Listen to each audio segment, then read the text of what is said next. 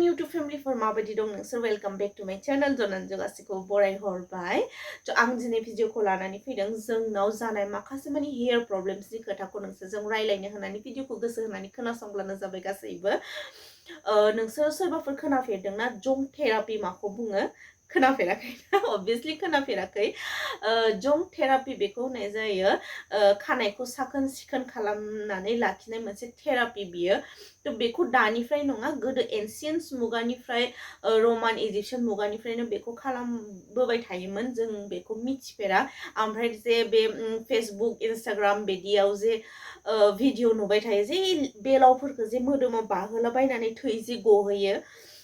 तो बेखौ बुङो लाइस थेरापि होननानै बेखौ बानायनाय जायो देहानि ब्लाड सार्कुलेशननि थाखाय तो जोंनियाव मा जायो खर'नि जा मोदोम थायो बेहाय जुदि थिक मते ब्लाड सार्कुलेशना जाया तो जोंनियाव गोबां रोखोमनि हेयार प्रब्लेम्स नुजाफैनो नागिरो जेरैहाय उन्दै बैसोआवनो खानाया मोननाय बेनिफ्राय हयनि खानाय गनानै एकदमबारे गयै खानाया एकदम एसेल' जालांनानै ओमफ्राय उनाव मा जायो दुरबल जानानै खानाया थबस्र जनानै ओमफ्राय गावनो नागिरो बिराद ओमफ्राय उनाव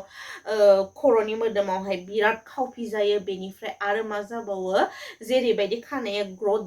जानो नांगौ बेफोरबायदि ग्रोथ जाया गुसुङै थाबाय थायो थाबनो लावनो नागिरा थ बेफोरबायदि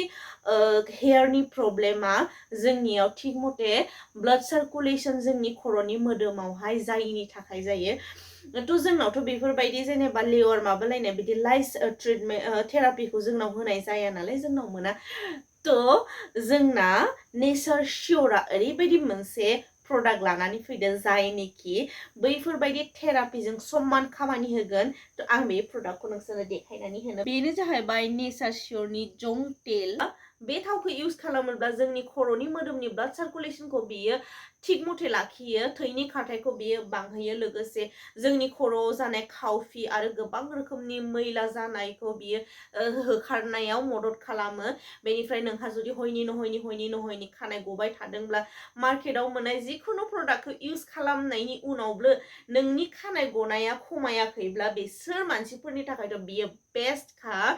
बियो थाबनो खानायखौ गगाहोयो बेनिफ्राय नोंनि खर'नि मोदोमखौहाय बियो मोजाङै लाखियो बेनिफ्राय जोंनि खानायखौहाय स्ट्रं खालामो बे थावा आं बेखौ माबायदि इउज खालामनांगौ नोंसोरनो खोन्थागासिनो शियरनि जंक तेलनि बथला नै बेफोरबायदि जागोन सायाव किउट कफा बेनि उनाव सिङाव बिदि थाखनाबो थाबावो नोंसोरथ' मिथिखायोआनो नेचार शियरनि जिखुनु प्रडाक्टआनो 100% नेचारेल सेफ नेचारेल इनग्रेडियेन्ट्सफोरजों बेखौ बानायनाय जायो बेहाय जेबो केमिकेल गाज्रि केमिकेल थाया आरो गाज्रि मोनामनायबो बेवहाय गैया सालफेट आरो पेराबिन्सबो बेहाय थाया बेखौ नोङो हरावहाय एसे थाव लानानै खर'आव मालिस खालामदो 10 to 15 मिनिट्स बेखौ मालिस खालामै फुङावहाय नोङो आरामसे शेम्पु खालामनानै होबानो जाबाय ओमफ्राय बेखौ नोंसोरो लानो थाखाय जेबो गिनांगौ गैया खारन बेयो GSO/ISPO सार्टिफाइड मोनखानाय मोनसे नेचारेल प्रडाक्ट जुदि नोंसोराबो जादोंबा खानायाव गोबां रोखोमनि प्रब्लेम अर्डार खालामना लाबानो जाबाय नेचार शियरनि जंक तेल आं डिसक्रिपशनाव आरो कमेन्टआव बिनि लिंकखौ होनानै होगोन थांनानै अर्डार खालामना लाहैबानो जाबाय बाय बाय